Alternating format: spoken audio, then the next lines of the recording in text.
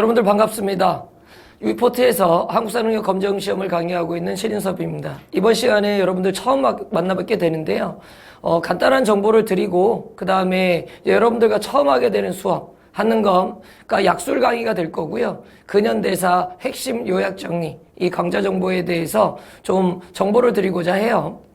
자, 우선 저에 대한 간단한 좀 소개를 드릴게요. 역사 강의만 18년 정도 해왔고요. 누구보다 역사 강의를 가장 잘할 수 있다라고 자부하고 있고요. 그리고 더불어서 한능검의 패턴이나 이런 부분에 대해서 잘 이해를 하고 있기 때문에 여러분들이 한국사능력 검정시험 급수를 따는 데 있어서 뭐 고급, 중급 마찬가지겠죠. 그러니까 많은 도움을 드릴 수 있지 않을까, 이런 확신 속에서 여러분들 만나뵙게 되는 거고요. 뭐 자세한 설명은 드리지 않을게요. 제가 뭐 걸어온 길이라고 여러분들이 생각해 주시면 좋을 것 같고, 현재도 공무원 강의에서 많은 학생들을 만나 뵙고 있고요. 그다음에 저의 이제 한국사 강의의 장점이라고 하면 많은 분들이 그런 얘기 하시더라고요. 요즘 한능검이 너무 쉽게 출제되고 있다. 물론 이 부분에 대해서 동의를 하는데, 이 쉽다라는 건 항상 상대적이라고 생각을 하거든요. 내가 어느 정도 준비가 되어 있느냐, 이 부분에 따라서 상당히 쉽게 급수를 확보하는 분들도 있고 그렇지 않은 분들도 있다라는 거죠. 그런 면에서 우선 앞쪽에서 잠깐 말씀을 드렸는데, 누구보다 더 한국사 능력 검정시험이 어떻게 출제되고 있는지 정확한 이해를 하고 있다. 그리고 그 예상 주제를 바탕으로 해서 여러분들이 가장 효율적으로 급수를 확보할 수 있는 그런 도움을 드리고자 한다. 이런 말씀을 드리고, 다음에 제가 이제 강의를 진행하면서 여러분들에게 다양한 자료를 제공해 드릴 거예요. 그 자료 같은 경우는 당연하게도 여러분들에게 가점, 최적화된 그런 자료로 제공이 될 거고요. 그 다음에 약술 강의에서는 여러분들에게 재미까지 실어드리긴 좀 어려울 것 같아요. 그런데 이제 기본적으로 역사라는 것은 이미 과거에서 원인과 결과가 분명하게 있었던, 그리고 우리가 의미 있게 확인해야 되는 그런 사실들을 배우는 거기 때문에 원인과 결과 그리고 과정상에서의 이야기, 이걸 담으면 단순 암기보다는 여러분들이 조금은 재미있게 접근할 수 있을 것 같고요. 근데 단 하나 좀 제가 생각하는 건 뭐냐면, 그러니까 우리가 목표로 하는 게 시험에서 일정 점수를 만들어내는 그런 결과물을 얻기 위해서 하는 공부이기 때문에, 그러니까 재미라는 것은 문제가 풀리고 그리고 지식이 쌓이면서 여러분들이 가져갈 수 있지 않을까, 이런 좀 생각을 또 해보게 되네요. 자, 그리고 한능검 여러분들이 잘 아시겠지만 요즘 굉장히 많은 공기업들이 한능검을 반영하고 있어요. 그래서 고급부터 중급까지 가산점이나 가점을 부여하게 되는데요. 뭐 이런 공기업에서 여러분들 많은 좀 혜택을 얻어낼 수 있다. 이런 부분 봐두시면 되고, 자, 다음에 한국사능력 검정시험 뭐 개요예요. 그리고 여러분들이 지금 한국사능력 검정시험을 준비하고 있다 그러면 뭐 충분히 이해하고 있는 내용이고, 2019년 일정은 이제 44회차하고 45회차 시험이 남아 있고요.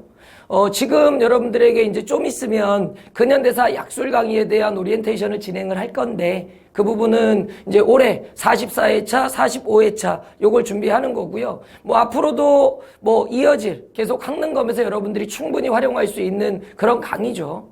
주제식으로 되어 있고, 그리고 더불어서 이제 핵심 기출 문제를 풀어서 여러분들에게 드리는 거니까요. 그렇게 활용할 수 있을 거다. 확인하시고요. 자, 근데 처음 강의로 전근대 범주가 아닌 왜 근현대로 여러분들에게 강의를 만나뵙게 되었느냐? 근현대사 같은 경우는 우선 범위가 상대적으로 작죠. 전근대라고 하면 선사시대부터 1863년, 그러니까 철종이 마감을 하고 고종이 즉위하는 시점까지 여기를 전근대로 분류를 하거든요. 그리고 전체 문항수는 1번부터 29번이나 30번 문항까지 출제가 돼요. 반면에 근현대사 같은 경우는 1863년부터 그 이후거든요. 그리고 끝점으로 나올 수 있는 게 노무현 정권의 통일정책, 여기까지 언급될 수 있을 것 같아요. 그러면 상대적으로 시대적 범위가 적다라는 거죠. 그러면 효율적인 대비를 할 수 있을 거다.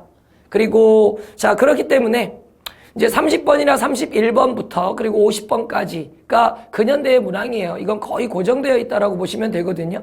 그러면 문항 비중이 상당히 높겠죠. 한 40% 정도. 시대적 범위는 짧은데 문항 비중은 상당히 높다. 이런 부분이고.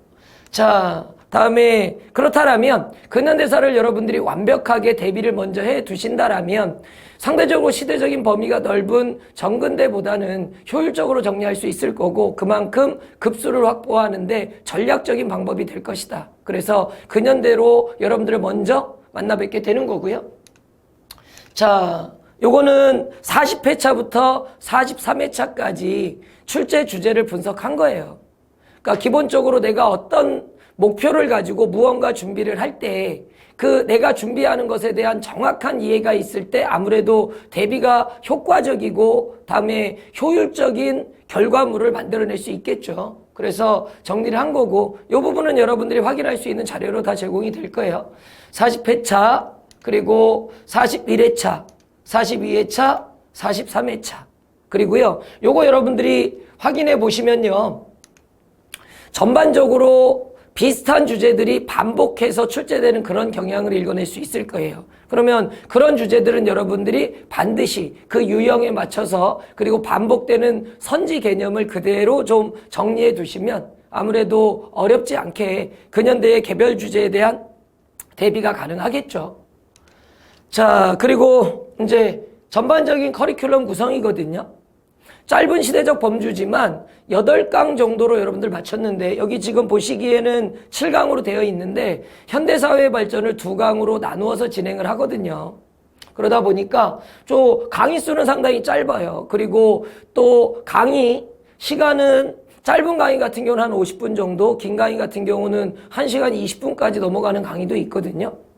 시대적 범위가 짧다고 해도 요 내용상으로 보면 그렇게 적은 건 아니거든요. 근데 8강으로 줄이기 위해서 최대한 좀 여러분들에게 효율적으로 어떻게 전달해 드릴 수 있을까. 그래서 뭐 소개 앞쪽에 화면 보시면 여러분들 아시겠지만 그러니까 빈칸 형태의 강의 자료가 제공이 될 거예요. 주제식으로 돼 있고 빈칸으로 되어 있고 그리고 그 빈칸을 채워가는 그런 수업으로 진행을 할 거거든요. 그리고 이어지는 전근대 약술 강의 같은 경우도 그런 방식으로 동일하게 진행이 될 거예요. 주제 그리고 빈칸 채우기 그리고 기출문제 풀이.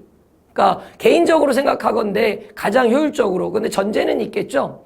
그러니까 여러분들이 개인적으로 어느 정도 개념을 얻기 위한 학습을 하셨다라는 전제 아래 진행되는 그런 요약 강의이기 때문에 그런 것들은 좀 확인해 보시고요. 자, 뭐 간단하게 설명을 드리자면 1강, 2강, 3강이 1863년부터 1910년까지 근현대사 주제 구분을 했을 때 가장 많은 주제가 들어가 있어요. 10개 주제가 들어가 있는 부분이거든요. 그리고 자 4강, 5강, 6강 여기가 뭐냐면 민족 독립운동의 전개 시기적 구분을 했을 때 일제강점기예요. 1910년부터 1945년까지 여기는 전체 주제가 7개가 들어가 있는 거거든요. 그리고 자 7강으로 되어 있는데 말씀드렸던 것처럼 8강 2개 강의로 나누어서 진행이 되죠. 뭐 편의상 7-1, 7-2 이렇게 생각해 주시면 될 것 같고요. 여기는 5개 주제가 있고 근데 이 현대사회 발전은 출제 비중이 상당히 높아요. 그러니까 기본적으로 4문항 그리고 5문항까지도 출제되고 있고 그렇기 때문에 5개 주제가 하나씩 다 출제된다 이렇게 이해하시면 되고 또 한능검이라는 시험이 쉽다라고 하지만 난이도가 상당히 높게 출제되는 게 여기예요. 현대사회 발전 같은 경우는 공무원 시험과 비교해 봐서도 오히려 조금 어렵게 느껴지는 그런 선지들이 많이 개입이 되죠.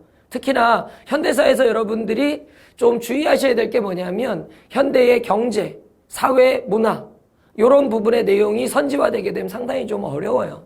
그런 부분들 좀 이해를 해 두시고요. 이렇게 구성이 된다. 그리고 요건 이제 강의 활용법이자 여러분들이 어떻게 이제 학습을 가져가시면 좋겠느냐 이런 부분에 대한 팁을 드릴 건데요. 수업을 하시고 기본적으로 복습을 좀 많이 하시는 게 좋을 것 같아요. 그러니까 여러분들의 뭐 학습 수준에 따라서 좀 차이가 있겠지만 미리 빈칸을 채워서 들어오는 학습법보다는 함께 수업을 하시면서 채우세요. 그리고 그걸 가지고 계속 반복해서 복습학습을 가져가시면 좋을 것 같고 그리고 기출문제를 많이 풀어드리지 못하거든요. 그러다 보니까 핵심 유형으로 문제 함께 풀어보시고 그 다음에 다른 회차의 문제들을 갖다가 빠르게 계속 반복해서 풀어보시면 효과가 상당히 높을 거예요. 그리고 자, 두 번째 학습의 방향성은요, 역사라는 건 기본적으로 암기가 70% 정도의 학습 비중을 차지하는 거예요. 그리고 그 암기를 바탕으로 해서 이해, 흐름을 만들어내는 거거든요. 그러니까 여러분들 개별적인 소재, 그러니까 어떻게 접근하시면 되냐 하면 시대적 구분을 먼저 하는 거죠. 그리고 그 시대 안에 주제 구분을 하시고요. 그 주제에 대한 핵심적인 개념을 숙지를 하는 거예요. 그리고 그걸 바탕으로 해서 연결 키워드를 계속적으로 잡아내는 거죠. 그리고 실제 개념을 문제에 적용할 때는 물론 이제 지문을 해석하고 분석해야 되겠지만 한국사능력 검정시험의 문항 자체가 지문을 아주 교묘하게 구성하는 경우는 거의 없어요. 발문에서 요구하는 키워드를 그냥 찾아내는 거거든요. 그러니까 기본적으로 암기적 지식을 많이 만들려고 노력을 하셔야 되고 그 다음에 이제 흐름과 이해다 이렇게 생각하시면 되겠고, 다음에 세 번째 내용은 뭐냐면 우리가 왜 한국사능력 검정시험을 위한 이 한국사 학습을 하느냐, 그 목적을 좀 잘 이해하시면 좋을 것 같아요. 객관식 문항이고요. 어차피 정답을 맞춰낼 확률은 25%예요. 오지선다기 때문에. 그러면 내가 어떤 내용을 입으로 줄줄줄줄 끌어내지 않아도 주어진 조건 속에서 판단만 잘 할 수 있다라면 얼마든지 문제는 풀어낼 수 있다라는 거죠. 그러니까 내가 왜 이 공부를 하느냐, 그 목적을 정확하게 좀 이해를 하시고 그리고 학습의 방향성을 잡아가시면서 정리를 한다라면 그렇게 많은 시간을 투자하지 않고도 여러분들이 좋은 결과를 얻어낼 수 있을 것 같아요. 근데 조금 좀 여기다 덧붙여 말씀을 드리자라면 제가 강의 자료나 이런 곳에 항상 어떤 문구를 붙여드리냐 하면 사명감 충만, 역사는 경쟁력이다. 항상 이런 문구를 쓰거든요. 근데 지금 여러분들이 역사 학습을 하는 건 사명감을 갖기 위한 건 아니더라도요. 이제 한국사를 학습하시고 다음에 한국사능력 검정시험 급수를 딴 이후에는 여러분들이 좀 역사의 사명감을 갖고 그리고 그 역사로부터 얻은 교훈을 통해서 현실 생활에 여러분들이 뭐 공기업을 가실 수도 있고 기타 여러분들이 목표로 하는 다양한 공간에 사회 진출을 하실 텐데 그 공간에 가서 좀 표출해낼 수 있는 그런 사회의 떳떳한 구성원이 되셨으면 좋겠고요. 요건 이제 제가 여러분들에게 추가적으로 가져보는 바람이라고 좀 생각해 주셨으면 좋겠고, 예. 이렇게 해서 전반적인 이제 오리엔테이션 강좌는 마치도록 할 거고요. 이제 앞으로 이어질 강좌, 그리고 더불어서 제가 이번 44회차 그리고 앞으로 있을 시험에는 계속적으로 응시를 할 거예요. 그리고 당일날 바로 강의를 찍어서 여러분들에게 제공을 할 거거든요. 그러니까 그런 부분도 함께 해 주시고, 앞으로 이제 여러분들 보다 더 좋은 강의로 만나 뵙기로 원하고, 이제 앞으로 있을 44회차, 45회차 시험에서 좋은 결과를 얻으실 수 있기를 간절하게 바라면서 마무리 짓도록 할게요. 예, 여러분들 만나서 반갑습니다.